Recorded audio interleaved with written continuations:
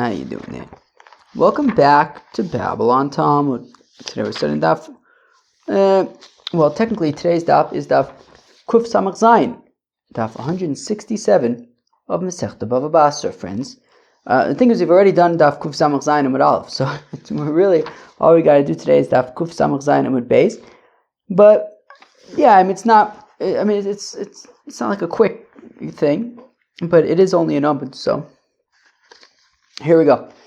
So we're going to start in the Kuf Samach Zayin Amud Aleph at the Mishnah at the bottom of the Amud. 3 lines from the bottom of the Amud. Kosvin get leish afal pisha in ishto imo. So we can write a bill of divorce.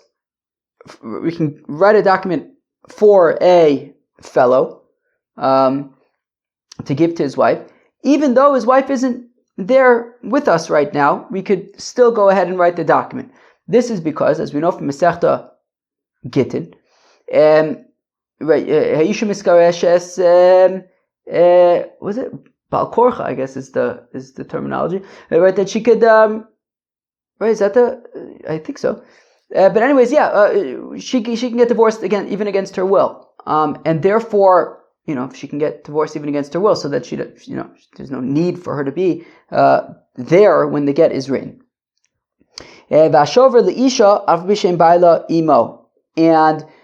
we could write a receipt for a woman, for a wife who's getting divorced, to be given to her husband upon receipt of all the payments that she is owed, even though her husband's not there. Why?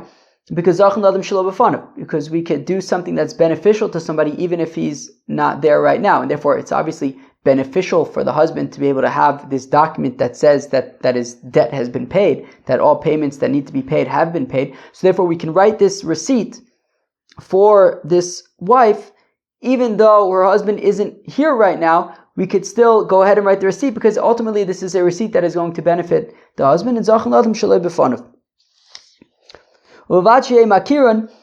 however, the scribe and the witnesses must recognize the husband and the wife, and the Gemara, that's bediuk what the Gemara is going to start with today, explaining what that means. Va'abal nosein socher, and it is the husband who foots the bill, who pays for the scribal fees. Kosvin shtar lelove apal pi she'ein malve imo. We can write a document for if Shimon lends Reuben $1,000.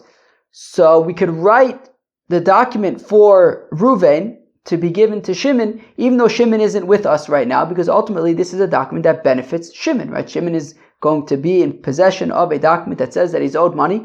So we could write this document for Shimon, even if Shimon is not with us right now. Ve'in kozvin le malve ad sheyeh love imo. However, we would not be able to write this document for Shimon if Reuven, the borrower, who stands to who owes money, and this document is going to be a claim against him. Reuven would have to be there with us when the document is written.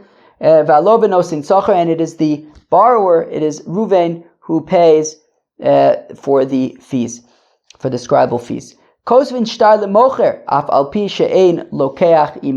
We can write, if Shimon is selling a field to Reuven, so we could write a document for Shimon to be given to Reuven upon purchasing of the field, and that will be, Reuven will have a record that he purchased this field. So we could write that document for Shimon, even though Reuven's not there right now, because ultimately it is in Reuven's benefit that he's going to have a document that proves that he purchased this property. But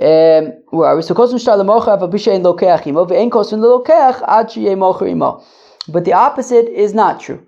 We cannot write a document for Reuven to say that he purchased the field if Shimon is not there, because Shimon is the one who stands to lose the field. He must be there. And it is Reuven, the buyer, who foots the scribal bill.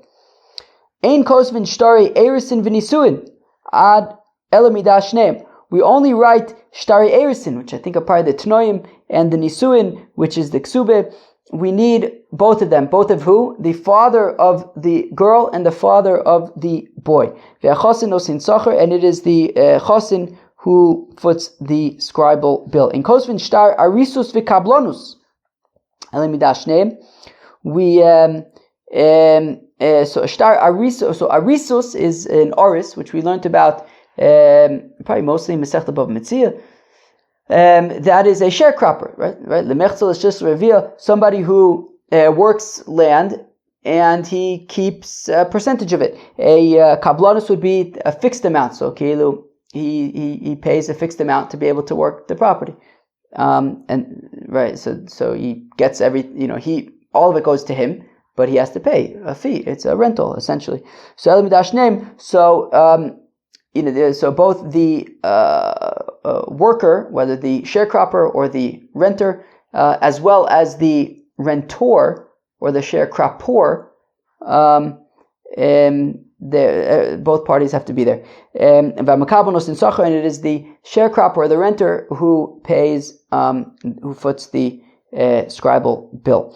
In Kosvin Shtari Berurin, the Gemara is going to explain what Shtari Berurin are. V'chomaise Bezdin or Maise Bezdin, for example, if Bezdin writes a document for Shimon who lent money to Ruvain, and now Ruvain defaulted and Shimon wants to collect payment to be able to collect from any properties of Ruvain's that he finds.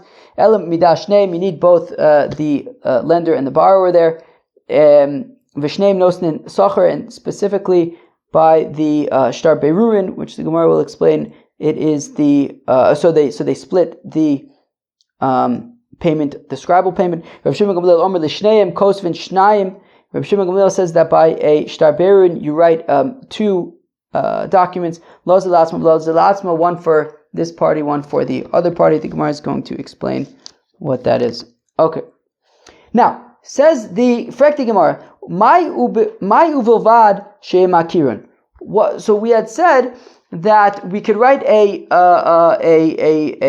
get even though the wife is not there. We could write a receipt of the ksuba payment even though the husband is not there. But the scribe and the witnesses must know the husband and the wife, right? In order for them to write and sign on this document, they have to know who the husband is, they have to know who the wife is. They can't just be for random people. What's this deal? What's this thing that they have to recognize the couple? So Amar Yehuda Amar Rav says that in a get the sofer and the edim have to recognize the fellow, v'shema b'shover, and they have to recognize the fella, the wife, if we're talking about a receipt. Yosef Rav Safra, Rav Acha Bar Huna, Rav Huna Bar Chinana, Yosef Abaye Gabayu, v'yasmi v'komi boilu. So Rav Safra, Rav Acha Bar Huna, Rav Huna Bar Chinana, they were sitting. Abaye was with them too, and they asked the following question: Shem ha'ish beget in Shem ha'ish alo. In a get, they only need to recognize the husband, but not the wife. Shem ha'ish b'shover in Shem ha'ish lo, and by a receipt of ksuba payments, they only have to recognize the wife, but not the husband. V'leichosh, but shouldn't we be concerned? Dilmakosav gita v'azil umati le'itze Deheyach v'zimnin ozla kosva isha shover v'yava legavra dilav dila. No, 1 second. This is inevitably going to lead to bad situations. If when writing a divorce, a get, we only have to recognize the husband. Well, let's say the husband's name is Yaakov. Yaakov is married to Rachel, but there's another person in town named Yaakov, and this other Yaakov is married to Leah. So Yaakov, who's married to Rachel, comes to the sofer and says, write a get for Yaakov who's divorcing Leah. And if they only need to recognize him, they say, okay, Yaakov, yeah, this is Yaakov. And they say, okay, great. And they write a bill of divorce for Yaakov who's divorcing Leah, but his wife isn't Leah, his wife is Rachel. And he's now going to take this document, give it to Leah, and Leah now has a get. And she can now go and make a claim against her husband for a ksuba payment. Alternatively, by the by the receipt, if all we have to recognize is her, well, let's say there's two Rachels in town. One Rachel is married to Yaakov, the other Rachel is married to Esav. So if we only need to recognize her, well, Rachel could come to the scribe, say, write me a receipt for Rachel that she received her payment from Esav. And now this Rachel, however, is married to Yaakov, but she's going to write a receipt for Rachel that she received payment from Esav, and she's now going to take this receipt, give it to Esav, and now Esav has a document saying that the ksuba has already been paid, and when they get divorced, she won't be able to collect anything. So it's not enough to just recognize the fellow in the get or the fella in the receipt. It can lead to sneaky situations. Again, v'leichush, but we should be concerned. Where am I? We should be concerned. Dilma kosav gita. Maybe Yaakov is going to write a get. But he's going to write a get not for his wife, but for a different Yaakov's wife, and he's going to give it to her, and then she's going to be able to claim a ksuba payment from her husband. Or you can have Rachel write a receipt, but not for her husband Yaakov, but rather for Esav. She's going to give it to somebody who's not her husband, i.e. to Esav, and now Esav is not going to have to pay his wife, Rachel, when they get divorced. Or maybe they already got divorced. Abaye says to them, that Rab actually said the following, Shema ish beget, v'adin the Shema isha. Shema isha b'shover, v'adin the Shema ish. They have to recognize the husband as well as the wife, both for the get as well as for the shover. So therefore, Yaakov would not be able to write a get for Leah, and Rachel would not be able to write a shover for Esav. But what if you have two people what if in the town, in a particular town, there's two people named Yosef ben Shimon who are married to Rachel? Mamish.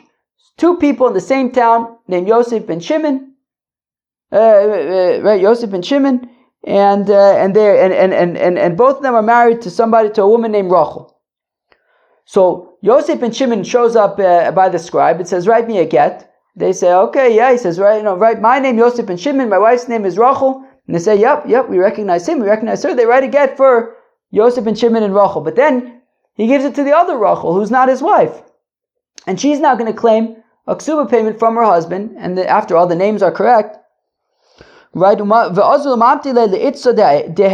to give the get to the other Rachel, not his wife, and that would be the same issue. Amar lahu. So he says to them, I guess maybe they say to Abai. So I guess Abai says to them. Yeah, I guess so. Rav Acha. Oh no, Amar lahu Rav Acha bar Huna. So Rav Acha bar Huna says to them, that Rav says the following: Shnei Yosef ben Shimon Adar bir Achas, that in such a scenario where you have two Yosef ben Shimons married to two Rachels, they can only get divorced one in front of the other. They would both have to be there so that we can make sure that everything is being done correctly and there's no sneaky stuff happening. Okay, but how about this? What if in the particular town there's only one person named Yosef ben Shimon who's married to Rachel? However, some random guy, call him Ruvain, some random guy decided he doesn't like Yosef ben Shimon, he's going to give him a hard time. So Ruvain goes to some other town where nobody knows him, and he pretends to be somebody named Yosef ben Shimon who's married to Rachel, and he gets a document written, a get written for Yosef ben Shimon and Rachel, and he goes back to his town and he writes and he gives it to Rachel. So Yosef ben Shimon v'chsiv gita u'mantle le'itze da'eich. And now he's going to write a get and give it to Yosef ben Shimon's wife, Rachel. I guess in order for this to work, I guess this Reuven guy would also have to be married to somebody named Rachel, I guess, because they're going to have to know who both of them are. So I'm the Rav Huna Bar Chinna, says Rav Huna Bar Chinna Achi Amar Rav. This is what Rav says. Kol shulch like shmo be'ir shloshim yom in choshin lo.